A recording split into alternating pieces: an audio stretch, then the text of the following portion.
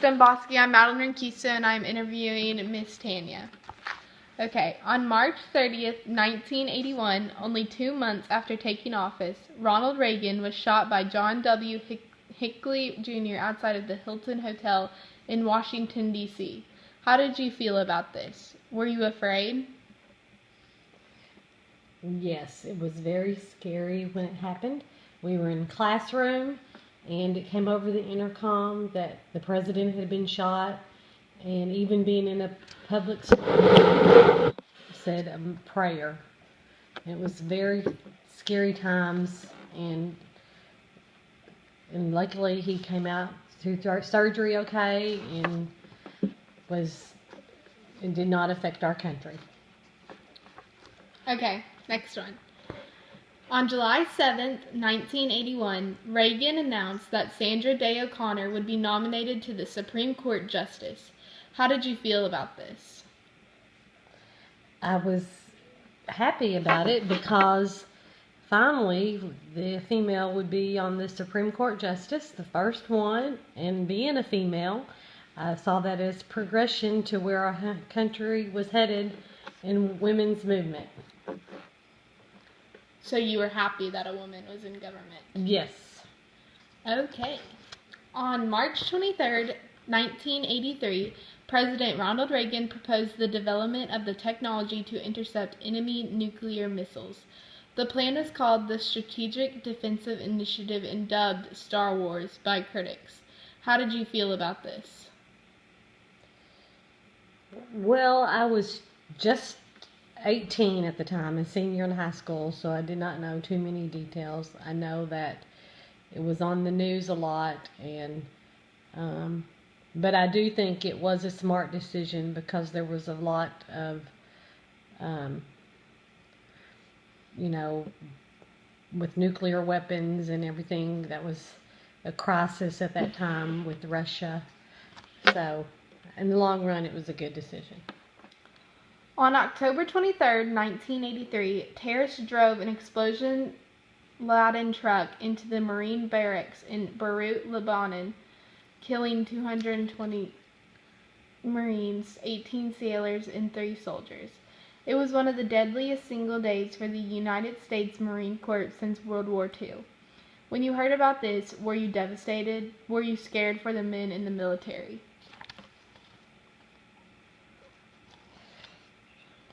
Well, as I said earlier, in 1983, I was a senior in high school, so I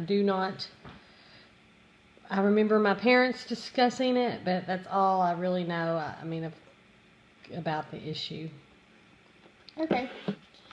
On February 1984, just about 3 months after the Lebanon bombing, the U.S. troops withdrew from Lebanon. Do you think this was a smart move, or did you think we should have stayed?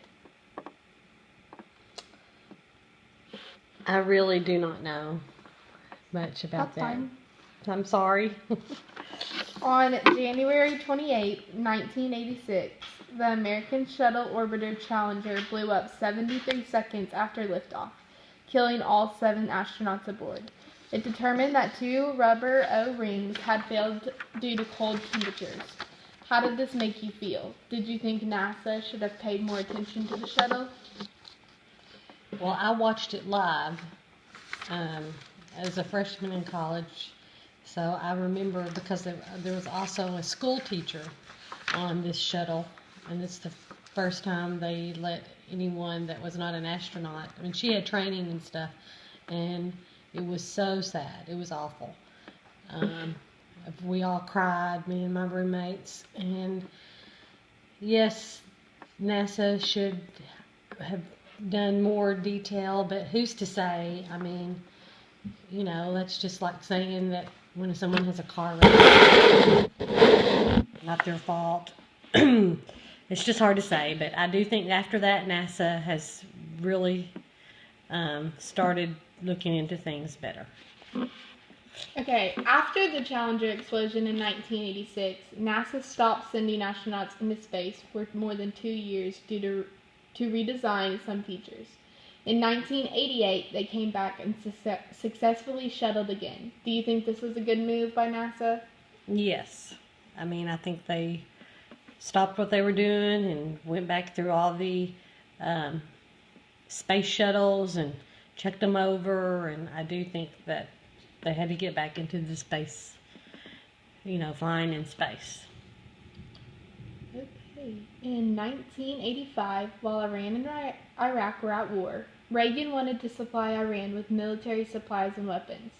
However, this went against the Boland Amendment, which said the CIA and Department of Defense could not give militaristic aid to Iran or Iraq. What do you think about this?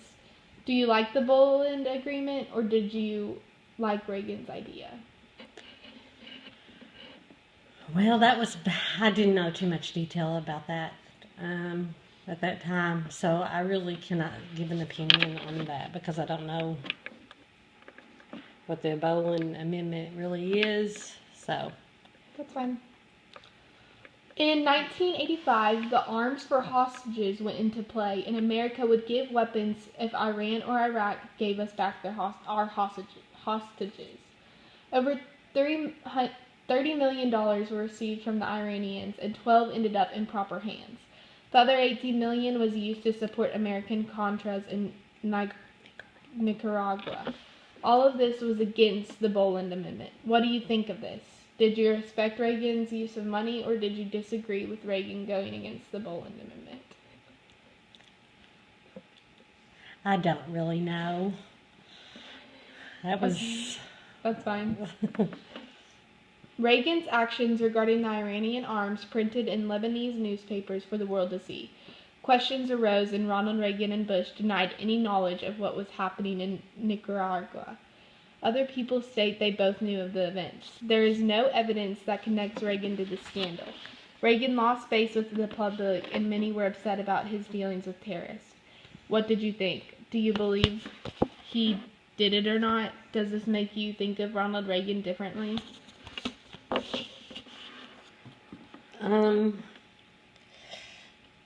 I do not know, but I remember there being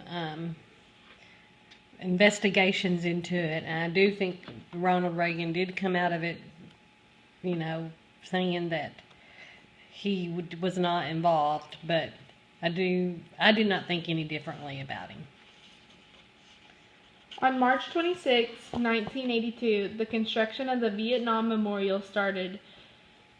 The Gilbane Building Company and the architectural firm of Cooper Leckie Partnership supervised the construction. Did you know anyone in the Vietnam War? Were you glad that the people in the war were getting recognition?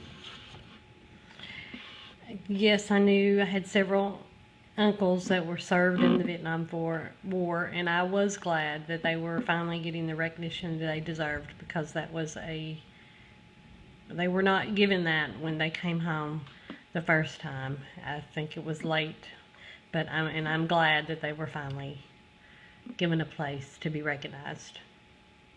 On November 11, 1984, the Vietnam Memorial was complete and had become a national monument. The Veterans Memorial was accepted by the President on November 10, 1984. How did you feel about this? Were you happy about the memorial? Yes, I was happy about it because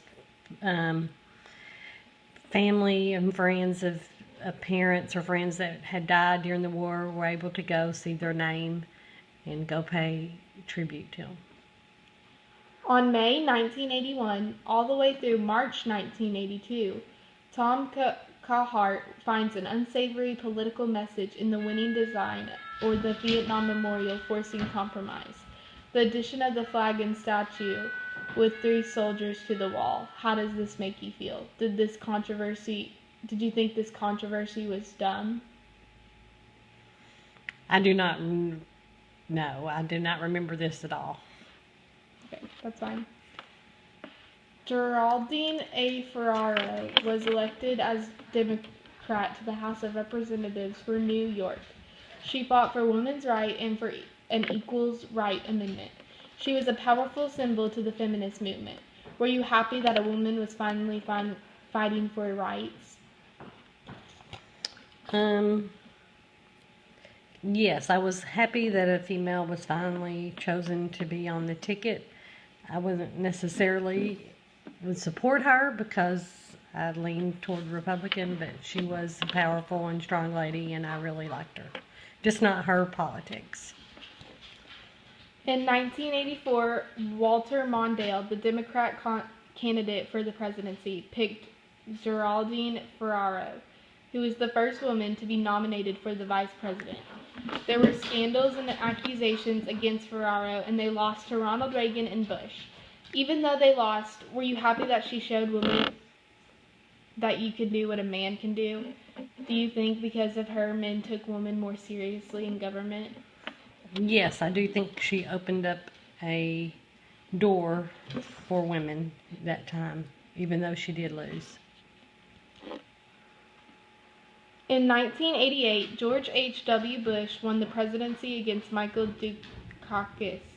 He was the first sitting vice president to be elected to presidency since 1837. In his speech, he said, "No new taxes." Did you like that Bush became president? Were you excited about no new taxes? Yes, I was happy that Bush became president. I was excited at the time there were going to be no new taxes, but When Bush took office, the debt stood at $2.8 million. He found himself in a difficult position because he promised no taxes. After several efforts trying not to tax the people and the debt not getting any better, Bush had to tax the people. Then the government shut down and Bush and Congress reached a compromise. Many people felt betrayed by Bush, and when he agreed to raise taxes, he lost many supporters. How did you feel about this? Were you mad at Bush for this? I did not like it, but I did not want to be in a deficit either.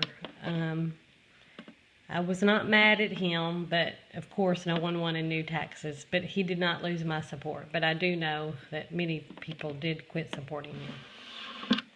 Soon after the taxing problem, Bush realized the savings and loan industries was failing. In 1989, Bush proposed a plan to bail out the industries. This ended up costing taxpayers more than $100 million. This only added to Bush's difficult financial problem. Do you agree with Bush, or do you think this just led to further problems? How do you feel about Bush's financial problem?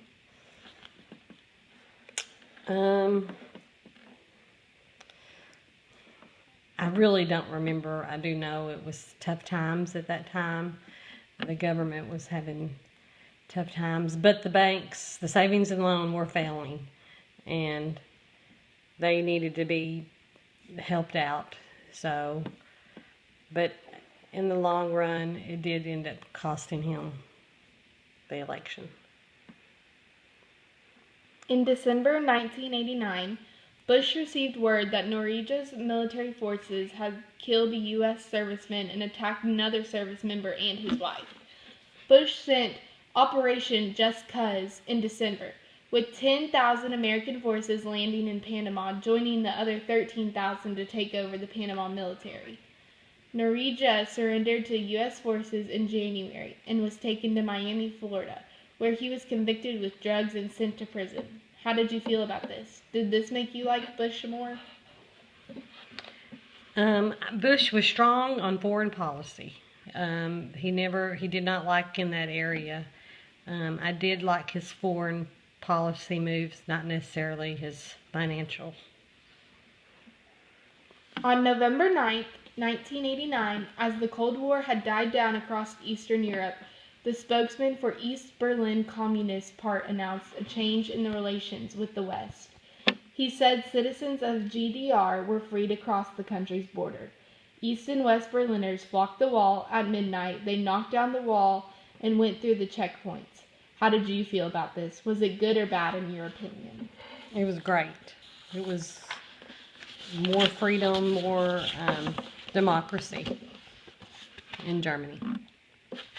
More than 2 million people for East Berlin visited West Berlin that weekend to celebrate.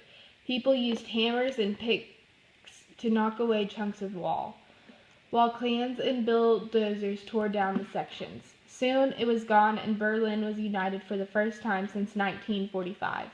How does this make you feel? Were you happy for Berlin? Yes. very happy that they were now able to, they were all one city. In 1989, the communist dictatorship was falling by one country to another. The Berlin Wall was torn down. The Romanian dictator was executed on live TV. Many countries were starting to go into civil wars. Soon, people demanded for freedom from the Soviet Union. Then, a union treaty was signed by the leader of the Soviet Union, and it gave them freedom, but not enough. Then the Soviet republics took over, and the Soviet Union had dissolved. How did you feel about this? Were you glad the Cold War was finally over? Yes, that was a big part of our history. That was finally over, and that, no more Cold War, no more fear of Russia, nuclear weapons. So yes, everybody was relieved. It was a great time. As Americans, everyone was generally surprised. No one thought the Soviet Union would economically crash. No one even knows who won. Most Americans did not even know how to get used to no more Cold War. What was going on in your family's head? Did you feel this way? Well, yes, because you no longer felt like that we were going to have a nuclear attack from Russia. So my family was very pleased. In the 1980s, Madonna decided to go solo. She came out with hits after hits after hits. Then in 1985, her new album reached #1 on the Billboard chart and went platinum in a month. Did you listen to Madonna growing up? Did you like her music? Yes, I did listen to Madonna growing up. I did like her music. We danced many times to it. So, yes, she changed the female part of music at that time. In 1983, Michael Jackson's Thriller album, best-selling album of all time, came out. After a month, 28 million copies were sold in the United States, and it had 7 singles in the top 10. Did you listen to Michael Jackson? Did you attend any concerts? Did you love the King of Pop? Yes, I listened to Michael Jackson, and Thriller was my favorite album, and we would listen to him driving around the car and at parties. I did not attend any of his concerts, but I did love the King of Pop, and I'm sad that he died. Prince made 5 albums during the 80s. In 1989, he was America's most commercially successful pop artist. In 1984, he created the most famous album, Purple Rain. All of his albums had religious and sexual themes. Did you listen to Prince? Was he considered one of your favorite artists? I listened to Prince some. He was not one of my favorites. I liked Michael Jackson better. In the 80s, fashion made a huge statement, including the shoulder pads, mini skirts, leg warmers, huge earrings, fingerless gloves, parachute pants, members-only jackets, units, stretched stirrup pants, and oversized tops. What did you usually wear? What about your friends? Yes, we definitely had the shoulder pads in our jackets and mini skirts, and we wore earrings and had big hair and oversized tops. So yes, and all of my friends, we did all that. It's funny how all of that has come back around too. In the 1980s, cable TV became really popular. Nickelodeon kept the baby boomers entertained. MTV became popular by playing famous music. Also, the video cassette recorder allowed Americans to record their TV shows for the first time. Did you watch TV? What channels did you watch? Did you have a VCR? Yes, we watched TV. We did have a VCR. We watched pretty much the local stations.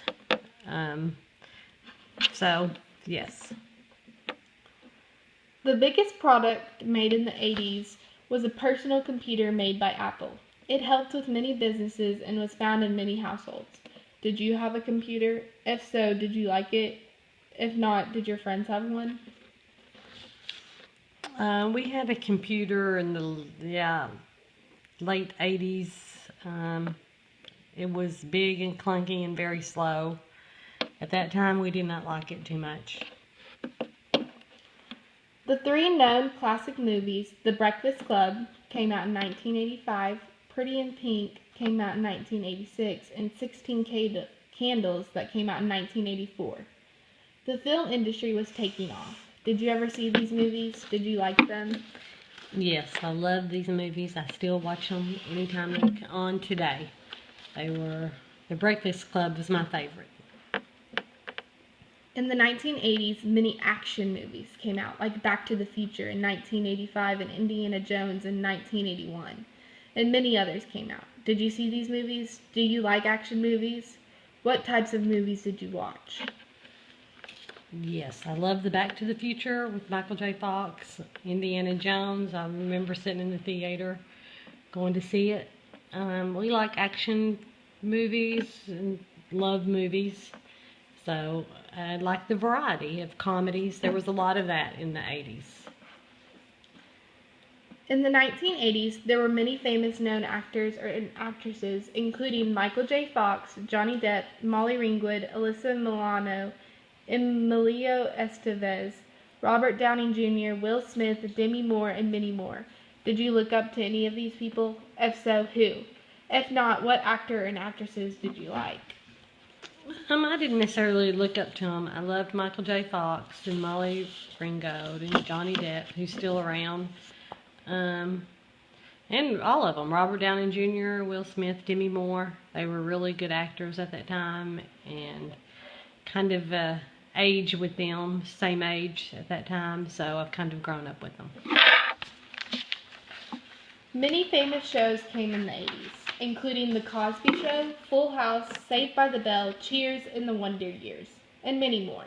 Did you watch any of these shows?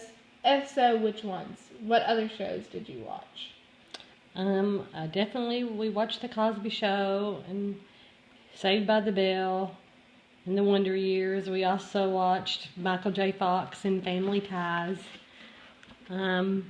Yes, we watched TV was really coming of age at the end with a lot of the 30-minute shows. I love The Wonder Years and Doogie Howser. So, yes, we did watch these shows. Okay, thank you for letting me interview you. You're welcome.